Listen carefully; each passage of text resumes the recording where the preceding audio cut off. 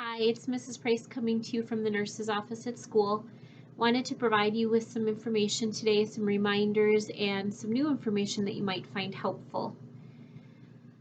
As far as our illness policy goes here at school, if a student comes into my office and they are found to have 2 or more symptoms of COVID, I separate them and call a parent or guardian, and that student, as well as any siblings that are in the household, are all sent home. You have some options as far as when that student's sent home that you can choose from.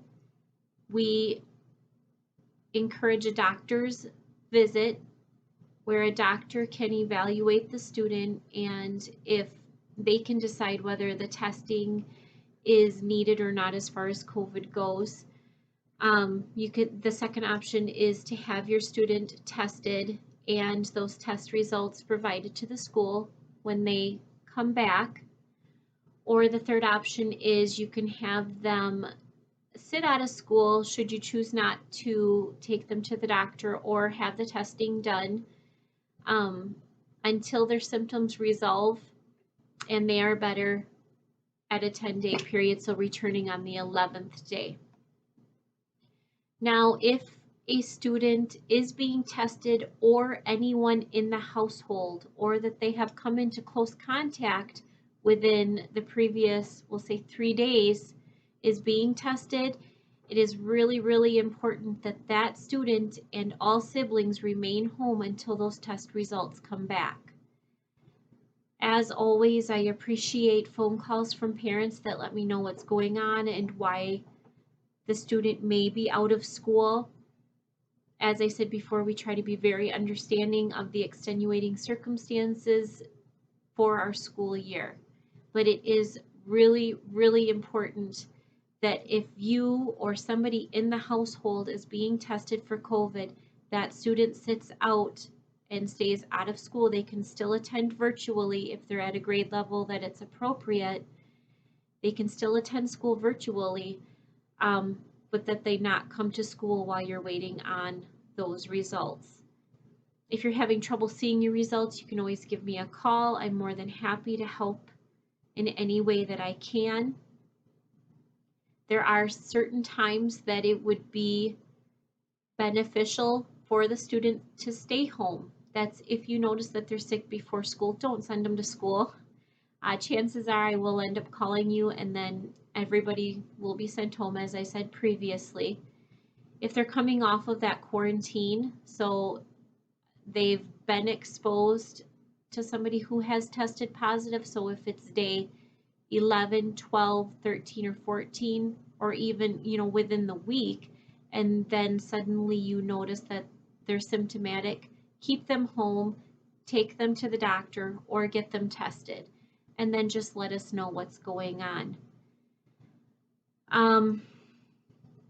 We do have the new option to return to school after day 10 of quarantine. So again, that student has been exposed to somebody who tested positive. They were put on quarantine.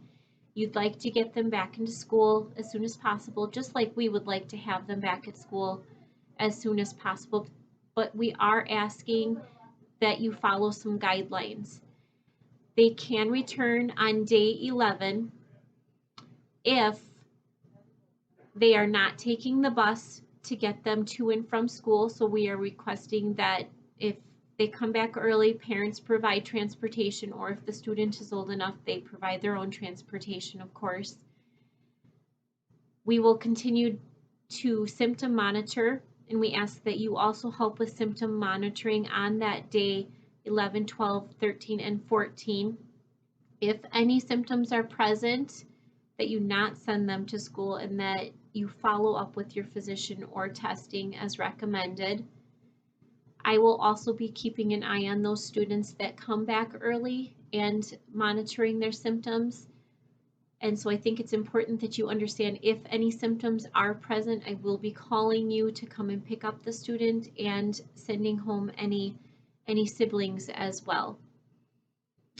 It's also important that the student understand and that they have the ability to maintain strict mask wearing and 6 feet of distancing from other people here at school should they come back early off of quarantine. And it's important that this is followed all the way through that full 14 days.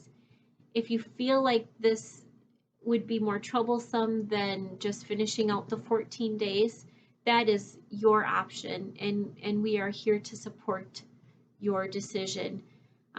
Sometimes the students are too small where they don't understand, how important it is that they wear the mask and maintain that distancing.